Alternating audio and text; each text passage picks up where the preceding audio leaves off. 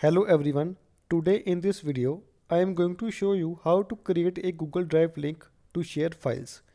Google Drive is a popular cloud-based storage service that allows you to store and share files.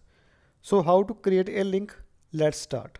First, log into your Google account and then on the top right corner click on Google Apps. Here you can see list of all Google apps. Just click on Google Drive. And this is the main interface of Google Drive. Now select the file you want to share. You can also search for a particular file by clicking on here search in Drive. I want to share this PDF file named as PDF1. So press right click on it and then select share option and then tap on share. You can also select the share option by just move the cursor on that file you want to share and just click on share. Now choose the sharing setting and in general access, our file is restricted by default. Just select anyone with the link.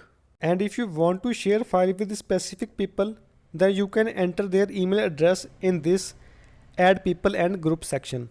Now click on copy link button to copy your link to clipboard. Now link is copied and tap on done. Now you can easily share link with anyone through email, chat or any other messaging app. So that is how you can create a Google Drive link to share files. I hope you like this video. Please like, share and subscribe to my YouTube channel.